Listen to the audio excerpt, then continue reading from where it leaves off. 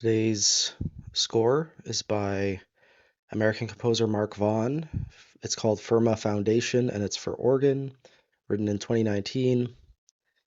Runs about 8 minutes, and I have the score because Mark was one of my colleagues at the University of North Texas. He was like maybe 2 or 3 years my senior, and this might be an opportunity for me to get caught up with what's going on in his career. This piece, I remember, deals with quotation a lot. So it's quoting several different pieces of famous organ repertoire. Okay, written for Christoph Hintermüller and the Moller organ at the University of North Texas. This was part of a student commissioning project by the American Guild of Organists, which I was not aware of. I think it happened just before I arrived there in 2019. And then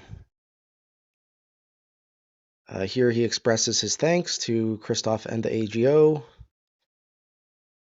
This piece is also dedicated to Kelly Buchanan, which I think is his current wife.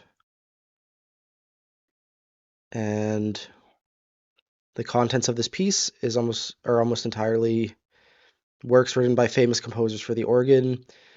J.S. Bach, Charles Ives, Leo Bullman, Francois Couperin, Cesar Franck, Girolamo Frescobaldi, Dietrich Buxtehude, John Bull, and Camille Saint-Saëns. And this practice of collaging pre-existing work is inspired by John Zorn.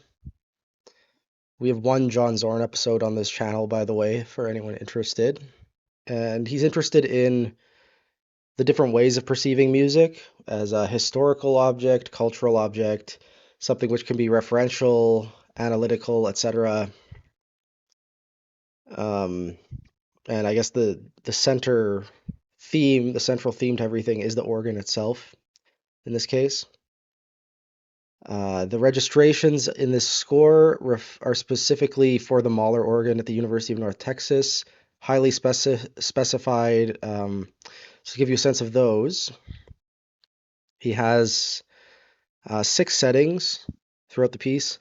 The first setting is diapason 16 on the pedal, octave flute, 4-foot flute on the swell, and then a 16 diapason on the grate. Okay, so this 1949 Moller organ is housed in the main auditorium at the University of North Texas, which is not a part of the music building or music faculty. It's, I think, like closer to the English building.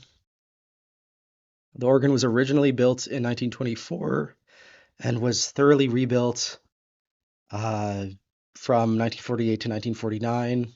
It has 3 manuals: the great choruses, principal choruses, grate and swell, and pedal divisions as well.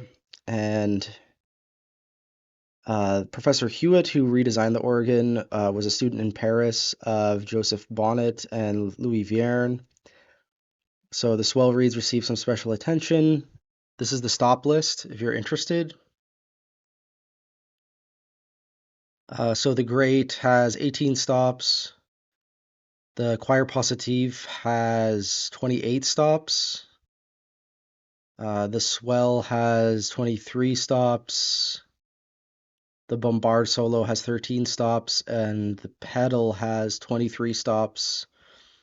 There are a number of couplers, so grate to pedal 8 foot, grate to pedal 4 foot, swell to pedal 8 foot, swell to pedal 4 foot, choir to pedal 8 foot, choir to pedal 4 foot, solo to pedal 8 foot, solo to pedal 4 foot, swell to grate 16 foot, swell to grate 8 foot, swell to grate 4 foot. All like choir can go to grate 16 foot 8 4. Solo can go to grade 16.84. Swell can go to choir 16.84, and then there's an 8-foot solo to choir and an 8-foot solo to swell. There are a number of like thumb pistons and toe studs to transfer. Mark Vaughn is I think more known for his electronic music or mixed music. This thing on his homepage was his doctoral dissertation project, where he projection mapped a number of minimalist videos onto the very bricks of the music building at UNT.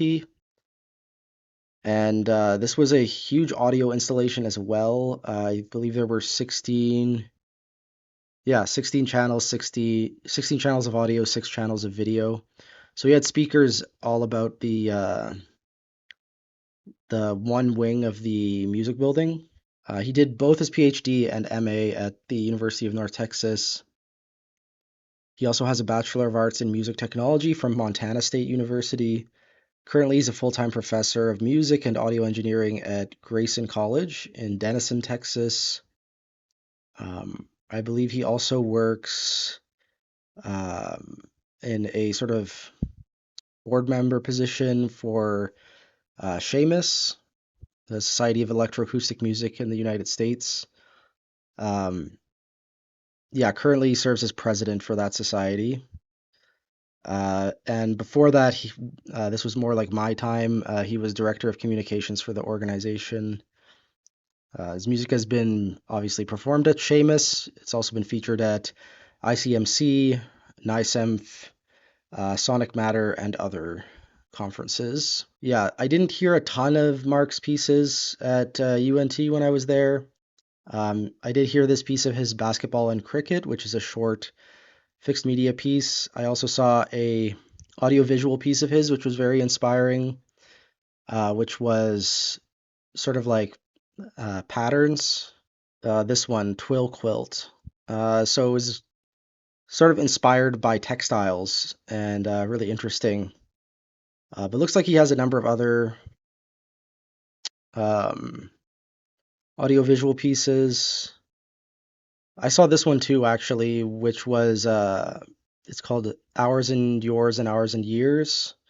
It was like a bunch of different videos at the same time of like the University of North Texas, the surrounding area of Denton, Texas, and also glimpses of the larger, Texas landscape and community. And so it was sort of a very like time and place kind of piece meant to be exhibited at University of North Texas. I definitely think that he collaborated with visual artists and new media artists a lot at UNT, and he had a very real interest in like site-specific art, I think, and land art kind of. Um, so really interesting guy. He was definitely doing things that other composers at UNT weren't doing. He was very creative, and he also had this interactive website called Bird, which was all about like references, and it was written for semiotics of music course taught by David Bard Schwartz. That piece he kind of installed as a table of laptops. It was very interesting. Christoph Hintermüller is my age, 1993. He's an internationally acclaimed church musician, organist, choir conductor, and stage hypnotist. He has served as director of worship and music at the Catholic Church of St. Ignatius Martyr in Austin, Texas. In addition to his music career, he's interested in psychology, coaching, clinical hypnosis, and stage hypnosis. And he has performed worldwide under a stage name, Christo Shohypnose. He is part also the official stage hypnotist of the German magician known as Die Unfassbaren, which has gained international recognition. Okay, so with that, I will let you approach this piece. There's a link to it in the video description. I believe it'll be Mark's SoundCloud today. I don't think he has a YouTube channel, and I'm excited to get into it. It's my first time listening to it with the score, and it should be a lot of fun, even if I don't necessarily get all the references. Okay, nice. So Um, yeah, this was a really enjoyable piece. It reminded me of Mark's personality and flair. I really especially like this ending, starting with the big um, like B flat minor chord here. Just really, yeah, really epic incorporation of this hymn tune at the end when you get setting six. And I really liked the opening with J.S. Bach. I liked the moments when I could hear Charles Ives. I think Charles Ives was a good choice to include in the list of composers. And I think this would be much more enjoyable if I could recognize every quote and if I could have a deeper understanding of all the different stops on this machine. But it was pretty fascinating how effortlessly uh, one could switch from one setting to the next. And I think that really fit the characteristic of the piece. Like, yeah, just being able to change all these stops on a dime really helped get across this idea of a collage of different organ works. And I like that idea. I also really like how this is kind of like a site-specific piece. It really is meant for this one instrument, and that's very much like like from this piece forward, that continued to be something that Mark was fascinated with. So um, I wonder if this is maybe the origins of that interest. Um, it could make for an interesting, like, it's like an interest. It might be a very interesting snapshot of his development as an artist. I'm not sure.